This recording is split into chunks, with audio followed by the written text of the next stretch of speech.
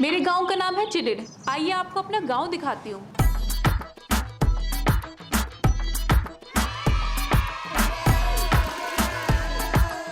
हमारा गांव विकास की राह पर है। चीडेड में जो हुआ है वैसे ही हर स्टेट में ये होना चाहिए।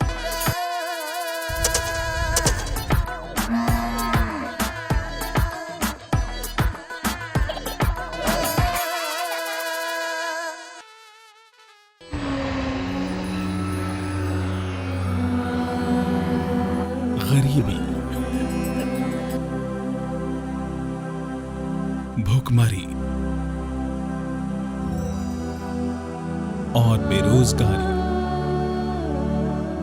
ये तीन दाना दीमक की तरह चीडेड गांव को खाए जा रहे थे। गांव में 4 राजनीतिक पार्टियां होने के बावजूद युवक दिशाहीन थे। सैकड़ों हेक्टेयर जमीन थी लेकिन बंजर। सरकार की योजनाएं हमेशा से थीं, लेकिन गांव बदहाल। आखिर क्या था कारण?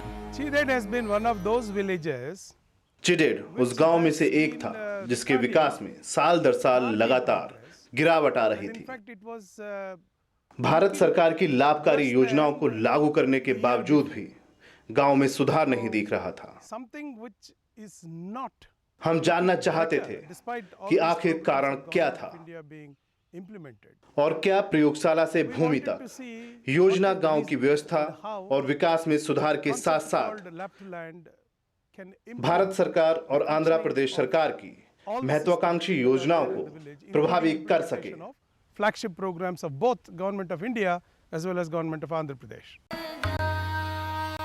सरकार ने योजना बनाई,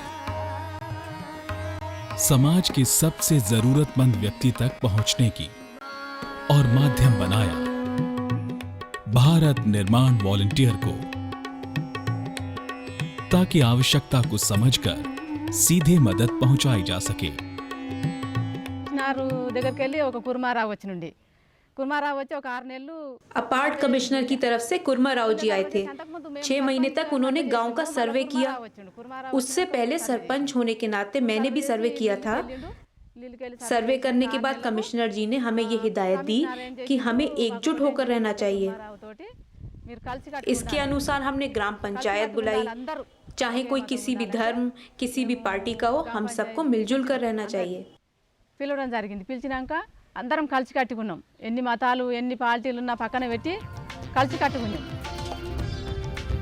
अपार्ड के वरिष्ठ अधिकारी कूर्मा राव पहुंचे चीडेड गांव और पहले मिलने गए गांव के सबसे गरीब परिवार से। वो सरकारी योजनाओं के बावजूद ज्यादातर लोगों के गरीबी रेखा के नीचे होने का कारण जानना चाहते थे। सरकारी मदद से लाभान्वित न हो पाने का कारण बहुत ही चौंकाने वाला था।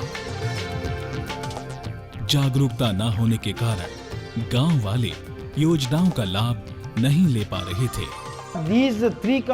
इस महिला के इन तीनों कार्डों में इनकी अलग अलग उम्र है।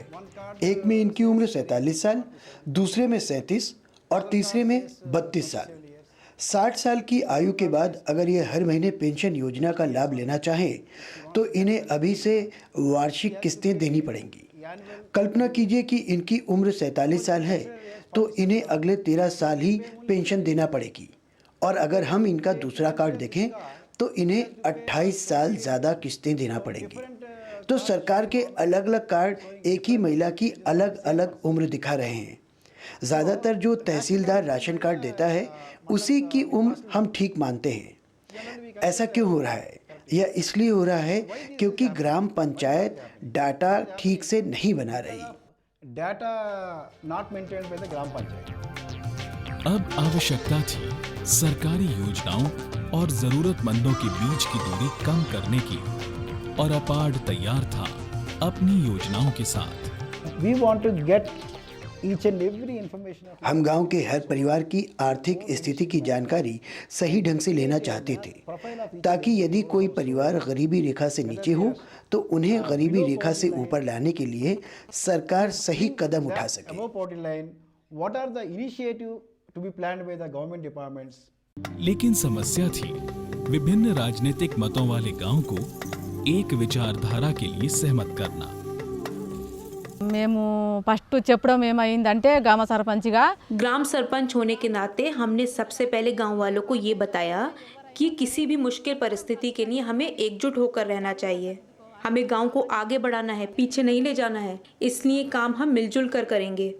हमारी ये बात सुनने के बाद भारत निर्माण वॉलंटियर भी हमारे साथ जुड़ गए और रुचि लेकर जिम्मेदारी के साथ काम कर रहे हैं।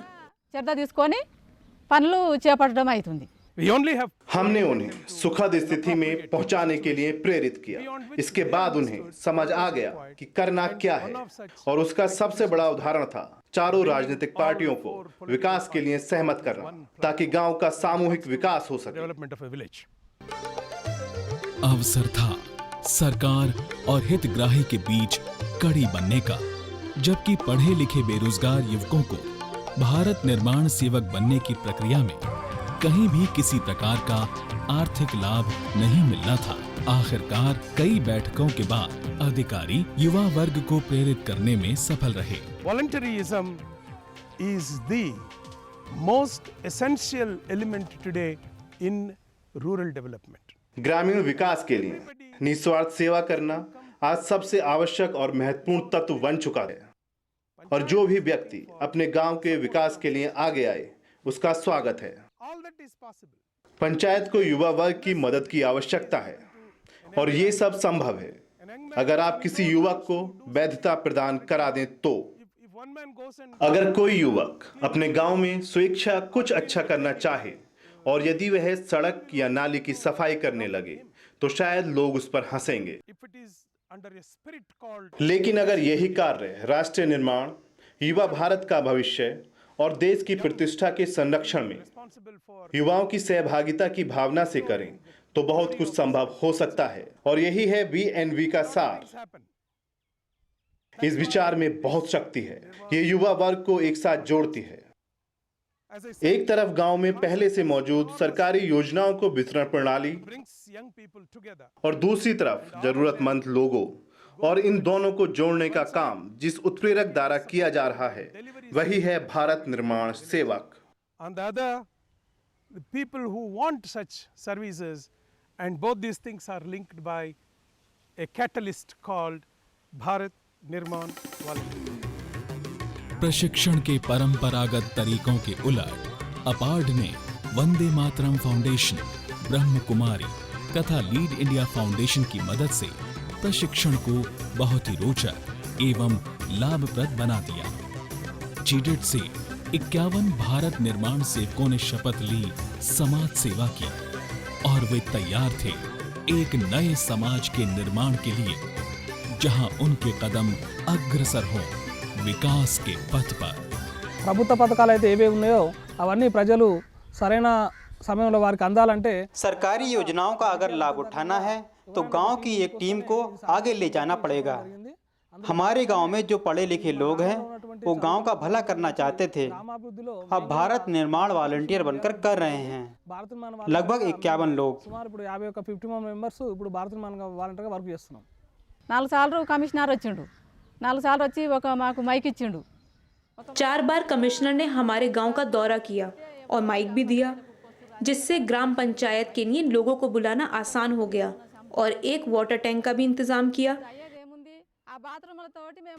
हमने सबसे पहले शौचालय के निर्माण के लिए पूछा था, और उस पर हम और भारत निर्माण वॉलंटियर मिलकर काम कर रहे हैं। कमिश्नर के आदेश अनुसार हमने कमेटी बनाना शुरू की। अब हमारे यहाँ 8 वार्ड में 9 कमेटी बन चुकी हैं, और कमेटी भी बन रही हैं। కమిటీలు వేసినాం ఇప్పటికి, ఇంకా అయితేనే ఉన్నాయి।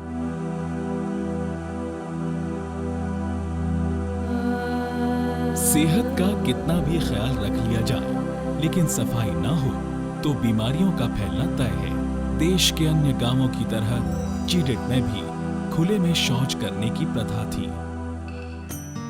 गांव में शौचालय बनाए जाने लगे। जो लोग इस काम को खुद नहीं करवा सकते थे, उनके लिए भारत निर्माण वॉलंटियर खास तौर से आगे आए और शौचालय बनवाने में मदद करने में जुट गए। भारत निर्माण वॉलंटियर हमारी पूरी तरह से सहायता करते हैं। जो लोग शौचालय के लिए खुद खुदाई नहीं कर सकते, उनकी सहायता के लिए भारत निर्माण वॉलंटियर कमेटी बनाकर श्रमदान करते हैं। गांव में शौचालय बन जाने के बाद अब हर तरफ सफाई का माहौल है और बीमारियों में काफी कमी आई है।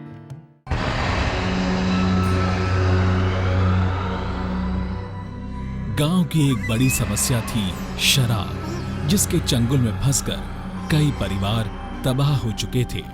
भारत निर्माण वॉलंटियर ने सरपंच और गांव के अन्य लोगों के साथ मिलकर शराब की दुकान को बंद कराने की पहल की। अपार्ट के आने के बाद सबसे पहले हमने शराब को बंद करने की पहल की। एक हफ्ते के अंदर अंदर हमने शराब की बिक्री को रोका। हमारे यहाँ यदि कोई 150 रुपए कमाता है तो 50 रुपए शराब में खर्च कर दिया करता था। पैसों को खर्च करने के अलावा घर पर मारपीट भी होती थी, जिससे वो केवल सेहत को ही नुकसान नहीं पहुँचाता बल्कि इज्जत को भी घटाता था।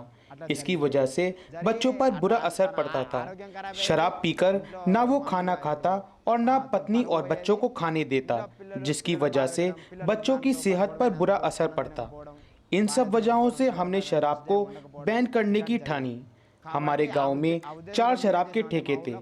चारों ठेकों के मालिकों को हमने पंचायत में बुलाया और शराब की वजह से घरों में होने वाली परेशानियों को बताया और उन लोगों ने शराब के ठेकों को बंद करने की सहमति पर हस्ताक्षर किए। इस तरह से हमने एक हफ्ते के अंदर अंदर अपने गांव में शराब को बंद कर दिया।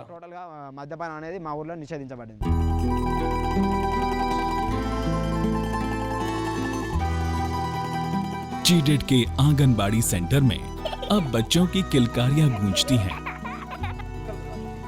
वेंकटेश और उनके साथी घर घर जाकर लोगों को तमाम सरकारी योजनाओं के बारे में जानकारी देते हैं, जिससे वे लोग इसका भरपूर फायदा उठा सकें।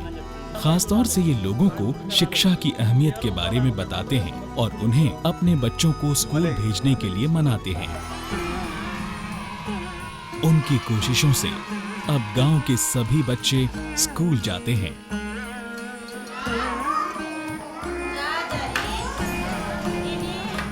जिससे न सिर्फ उनका भविष्य संवर रहा है, बल्कि पूरा गांव प्रगति की राह पर चल पड़ा है।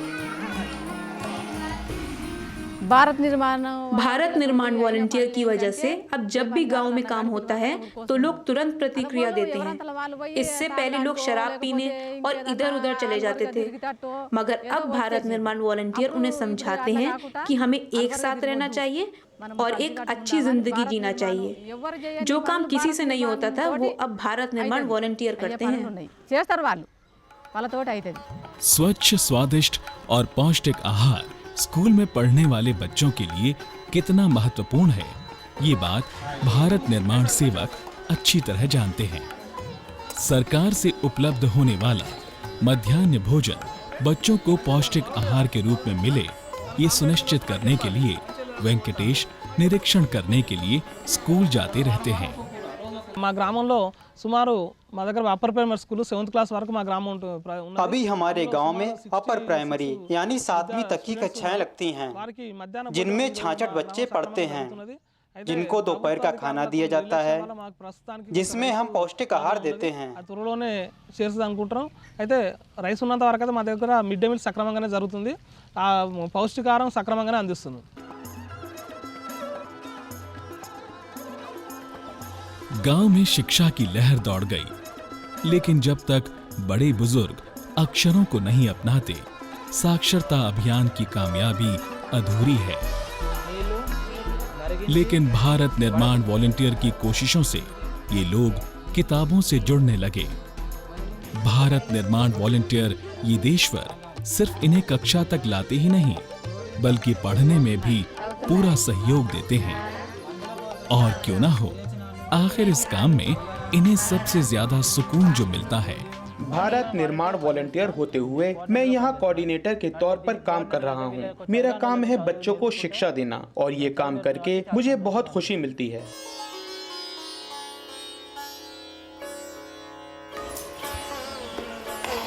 सरकार मां और बच्चे के संपूर्ण आहार की व्यवस्था कराती है,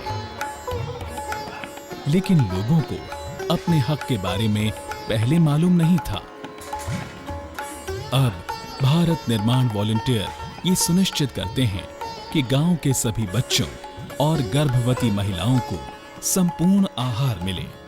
భారత్ నిర్మాణ్ వాలంటీర్గా అయితే ఈ ఆరోగ్య పోషణ కేంద్రం ఏర్పాటు చేయడానికి ముందు ఏర్పాటు చేసిన తర్వాత కొద్ది రోజుల తర్వాత यहाँ हेल्थ केयर सेंटर में बीएनवी के तौर पर काम कर रहा हूँ।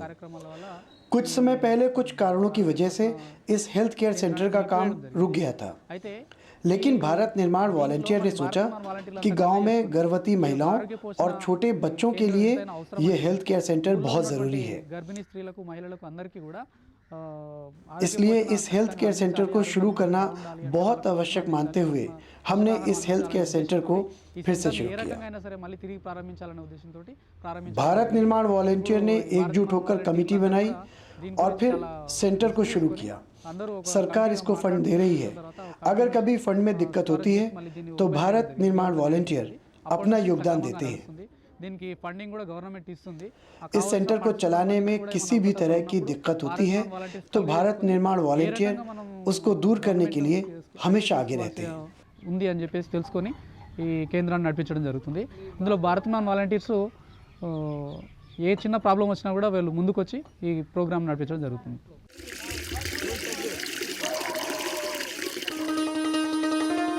गांव में पीने के पानी की बड़ी समस्या थी और महिलाओं को पानी भरने के लिए बहुत दूर जाना पड़ता था।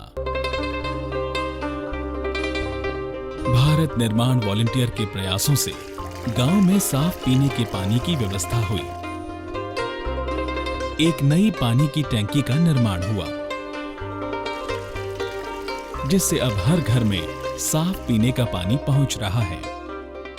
అయితే మా ముఖ్యంగా మా విధులు ఏమిటంటే మా గ్రామంలో ఉన్నటువంటి हमारे गांव के पानी में प्रदूषण था, जिसमें फ्लोराइड की मात्रा ज़्यादा थी, जिसकी वजह से हमने कृष्णा ड्रिंकिंग वाटर के लिए पूछा, जिसके तहत 10 लाख रुपए की कीमत से एक पानी की टंकी का निर्माण किया गया। निर्माण का काम खत्म हो चुका है। इस पानी की टंकी की वजह से गांव के लोगों को स्वच्छ पीने का पानी मिलता है। ఈ ట్యాంక్ నిర్మాణం చేయడం జరిగింది। अन्य कामों के साथ साथ भास्कर डेटा एंट्री का काम भी करते हैं, जिसके तहत वो गांव में होने वाले सभी कामों की जानकारियों को इकट्ठा कर पंचायत और ब्लॉक ऑफिस के कंप्यूटर केंद्र में उपलब्ध कराते हैं। దీనివల్ల యూజెస్ ఏమున్నాయంటే మాకున్నటువంటి ఈ చిన్న విలేజ్ అయినా సరే దీంట్లో इस डाटा एंट्री की वजह से हमारे छोटे से गांव में भी ये पता लगता रहता है कि सरकारी योजनाएं अच्छी तरह से चल रही हैं कि नहीं, వాళ్ళకి ఏ అవసరాలు ఉన్నాయి అవి తీర్చడానికి కూడా ప్రతి कितनी आबादी है और उनकी ज़रूरतें क्या हैं। जैसे कभी बिजली विभाग से जब लोग आते हैं, कितनी वायरिंग और चाहिए इस डाटा से पता लगा सकते हैं। వాటర్ సప్లైకి సంబంధించి వాటర్ డిపార్ట్మెంట్ इसी तरह से जल विभाग और सैनिटेशन डिपार्टमेंट से अधिकारी आते हैं तो इस डाटा की ज़रूरत पड़ती है। ఆల్ గవర్నమెంట్ డిపార్ట్మెంట్స్ కి इसलिए इस डाटा को हम यहाँ स्टोर करते हैं और वेरीफाई करने के बाद अधिकारियों को भेज देते हैं। వెరిఫై చేసుకొని అదంతా కరెక్ట్ ये काम हफ्ते या महीने में होता है। పై ఆఫీషియల్స్కి పంపిస్తున్నాం। అది మేము ఎవ్రీ వీక్ ఎవ్రీ మంత్ ఇట్లా అప్డేట్ చేసుకుంటూ ఎప్పటికప్పుడు బయటకు పంపించడం జరుగుతుంది సార్।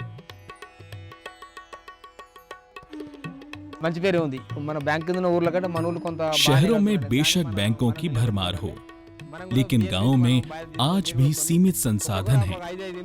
बीएनवी बैंकिंग कॉरेस्पॉन्डेंट बनकर लोगों की बैंकों से संबंधित जरूरतों को पूरा कर रहे हैं। जिन्हें लोन की जरूरत हो उन्हें लोन दिलवाते हैं और पैसे वसूली करने में बैंकों की मदद भी करते हैं। బ్యాంక్ వాళ్ళు మనం ఏదైతే కమిటీ మనం బాగా తీసుకున్నామో కొత్త లోన్స్ ఏమైనా ఇస్తే बैंक से अगर कोई लोन लेता है तो ये हमारी समिति की जिम्मेदारी है कि वो वापस हो।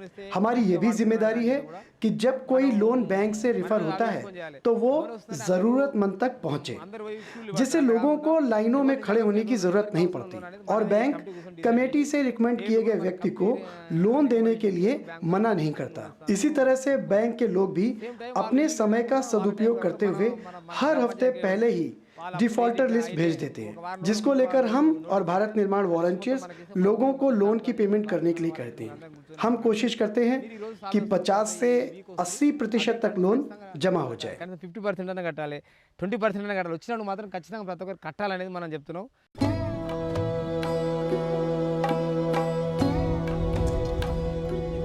ग्रामीण भारत के लिए सरकार की सबसे बड़ी परियोजना है महात्मा गांधी नरेगा।